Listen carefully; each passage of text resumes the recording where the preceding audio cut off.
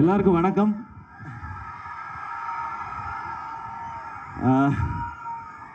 ரொம்ப சந்தோஷம். நம்ம ஊரில் திருச்சியில் நான் நிறையா தடவை சுற்றிட்டு இருந்த இந்த ரோட்டில் இந்த சைடு இதே கிரவுண்டில் எக்ஸிபிஷன் நடக்கும்போதெல்லாம் நான் வந்திருக்கேன். நான் அப்போ அங்கே இருக்கும்போது ஸோ அங்கே இந்த நிகழ்ச்சி நடக்கிறது ரொம்ப சந்தோஷம். நம்ம திருச்சி மக்களை பார்க்குறது அதை விட இன்னும் கூடுதல் சந்தோஷம். இந்த அன்புக்கு ரொம்ப ரொம்ப நன்றி. இங்கே நான் காலேஜ் படிக்கும்போது கல்ச்சரல்ஸ் பண்ணது, அங்கே நிறைய பேர் கை தட்டினது, அதெல்லாம் தான் ஃபஸ்ட்டு காரணம் இன்றைக்கி இந்த மேடையில் நிற்கிறதுக்கு. ஸோ அங்கேருந்து நான் ஆரம்பிக்கணும்னு நினைக்கிறேன். ஹாய் ஹாய் ஹாய் எல்லாருக்கும் hi hi hi hi hi.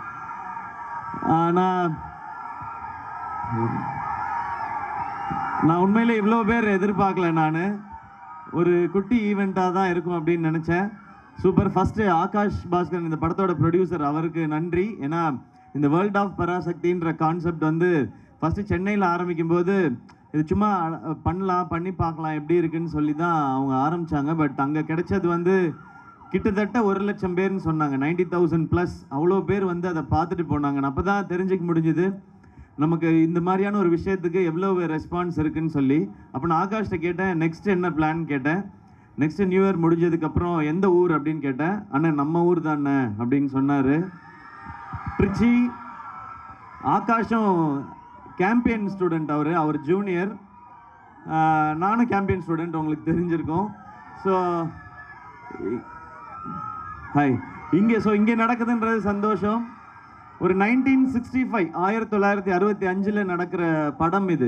So அந்த படத்தை நீங்கள் எக்ஸ்பீரியன்ஸ் பண்ணுறதுக்கு முன்னாடி நீங்கள் இதை பார்த்தாலும் ஓகே, இல்லை படம் பார்த்துட்டு வந்து இதை பார்த்தீங்கன்னாலும் ஓகே, ஒரு பியூட்டிஃபுல்லான ஒரு எக்ஸ்பீரியன்ஸாக இருக்கும். இது எல்லா டைமும் இது பண்ண முடியாது. இப்போ என்னுடைய மற்ற படங்களுக்கே இந்த மாதிரியான ஒரு எக்ஸிபிஷன்லாம் பண்ண முடியாது. ஏன்னா 65 இருக்க காலகட்டத்தில் இருக்க பொருட்கள் வந்து இன்றைக்கி ரொம்ப கம்மியாக தான் இருக்கும் இல்லையா. ஒரு 60 வருஷம் தாண்டி வந்துட்டோம். ஸோ அதெல்லாம் எக்ஸ்பீரியன்ஸ் பண்ணுறதுக்கான ஒரு இடம் தான் இது. இங்கே ஃப்ரீயாக இருக்கும்போது வாங்க பாருங்கள். இந்த படம் என்ன பேசுதுன்றது தான் ரொம்ப ரொம்ப முக்கியம். இந்த படம் பண்ணுறதுக்கு மிக முக்கியமான காரணம், இந்த கதை உண்மை சம்பவங்கள் அடிப்படையானது, பேஸ்ட் ஆன் ட்ரூ ஈவெண்ட்ஸ். அதுவும் எப்படின்னா, நம்ம மொழிக்காக, மண்ணுக்காக, தமிழுக்காக உயிரை விட்ட நிறையா பேர், அவங்களுடைய முயற்சி என்ன, தியாகம் என்னங்கிறத அவங்களுக்கு ஒரு வணக்கம் சொல்கிற மாதிரியான படம் தான் இந்த படம். இவ்வளவு பெரிய ஒரு நேர்மையான ஒரு ஸ்ட்ராங்கான விஷயம் இருக்கிறதுனால தான் இப்படிப்பட்ட ஸ்டார்ஸ் எல்லாம் இதை பண்ணுறதுக்கும் ஒத்துக்கிட்டாங்க. அதே மாதிரி இவ்வளோ பெரிய கதைக்கு தான் இவங்களும் தேவைப்படுறாங்க. நான் அதர்வா ப்ரோலேருந்து ஆரம்பிக்கிறேன். அதர்வா பிரதர் வந்து ஒரு சின்ன பார்ட்டாக இருக்கேன்னாரு. அவர் மாதிரி ஒரு சாமிங்காக ஒரு அமேசிங்கான ஒரு ஆக்டரை கூட்டிகிட்டு வந்து சின்ன பார்ட்லாம் பண்ண வைக்க சொல்லி டெஃபினட்டாக கேட்க மாட்டோம். அவரும் பண்ண மாட்டார், அதுவும் தெரியும்.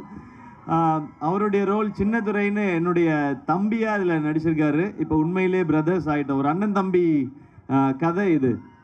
ஸோ அதர்வா அவர்களுக்கான இம்பேக்ட், அவர் ரோல் இந்த கதைக்கு கொடுக்குற இம்பேக்ட், படத்துக்கு கொடுக்குற இம்பேக்ட் ரொம்ப பெருசு. அது நீங்கள் ஸ்க்ரீனில் பார்க்கும்போது புரியும். எவ்வளோக்கு எவ்வளோ அவர் சாமிங்காக இருக்காரோ அவ்வளோக்கு எவ்வளோ ரெபல்லாகவும் இருக்கிறாரு. அண்ட் ஸ்ரீலீலா, அவங்களோட டான்ஸ், க்யூட்னஸ், அதை தாண்டி அவங்களும் ஒரு ரிபல், ஒரு காலேஜ் ஸ்டூடெண்ட் எப்படி இருப்பாங்க. பேசிக்காக இந்த படம் ஒரு ஸ்டூடெண்ட் ரெவல்யூஷனை பற்றினதுக்கு. நிறையா ஸ்டூடெண்ட்ஸ் இருப்பீங்கன்னு நினைக்கிறேன். இருக்கீங்களா? ஓகே. ஸோ ஸ்டூடெண்ட்ஸ்க்குன்னு ஒரு எனர்ஜி இருக்குது, ஒரு பவர் இருக்குல்ல, அதுதான் இந்த படம் இன்னும் ஸ்ட்ராங்காக பேசுது. ஸோ அப்படி ஒரு ரோல், ரத்னமாலான்ற ரோல் ஸ்ரீலீலா ஓடுது. ஸோ அவங்களோட ஒரு கம்ப்ளீட் பர்ஃபார்மன்ஸ், அது ஒரு பேக்கேஜாக தான் இருக்கும் அவங்களோட ரோல். அண்ட் ரவிமோகன் சார், நேற்று காலையில் கூட அவர்கிட்ட சொல்லியிருந்தோம், என் பாயிண்ட் ஆஃப் வியூவில் அவர் வில்லன், அவர் பாயிண்ட் ஆஃப் வியூவில் அவருக்கு நான் வில்லன். அப்படி தான் இந்த கேரக்டர்ஸ் இருக்குது. ஏன்னா அவர் கிட்டத்தட்ட 35 ஃபிலிம்ஸ் மேலே ஹீரோவாக நடித்த ஒருத்தர் வந்து இப்படி ஒரு ரோல் ஒத்துக்கிறாருன்னா இது ஒரு வில்லன் ரோல் அப்படி நம்ம சொல்ல முடியாது. அதுக்குள்ளே அவ்வளோ லேயர்ஸ். அண்ட் அதே மாதிரி அவர் ஆள் பார்க்குறதுக்கு பயங்கர ஸ்டைலாக இருக்கார், அது நமக்கு தெரியும். அதனால் ஸ்டைலிஷான வில்லனாக வந்து போயிடுவார் மட்டும் நீங்கள் நினைக்காதீங்க. ரொம்ப ஒரு கொடூரமான ஒரு ஆள் இந்த படத்தில் வந்திருக்காரு.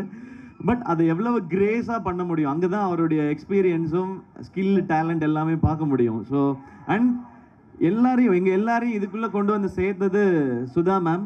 அவங்களோட இறுதி சுற்று பார்த்துருப்பீங்க, அவங்க எல்லாருக்குமே பிடிச்சிருந்ததில்ல. அதே மாதிரி சுரரை போட்டு பார்த்துருப்பீங்க, அதுவும் உங்களுக்கு பிடிச்சிருக்கும்.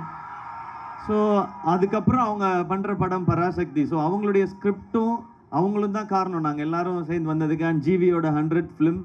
ஸோ ஒரு சாலிட் டீம், ஒரு சாலிட் ஃபிலிம், சாலிட் கண்டென்ட்டோட நீங்கள் தேட்டரில் வந்து பார்த்து நான் தான் சொல்ல, சில படங்கள் மோஸ்ட் ஆஃப் த ஃபிலிம்ஸ் ஒரு ஹீரோவாக நம்ம பண்ணும்போது ஒரு ஹீரோ அந்த கேரக்டர் பெரிய ஆள் அப்படின்ற மாதிரியான கதைகள் தான் நம்ம பண்ணுவோம். அப்படி தான் வரும், அப்படி தான் பண்ணணும்னு நினைப்போம்.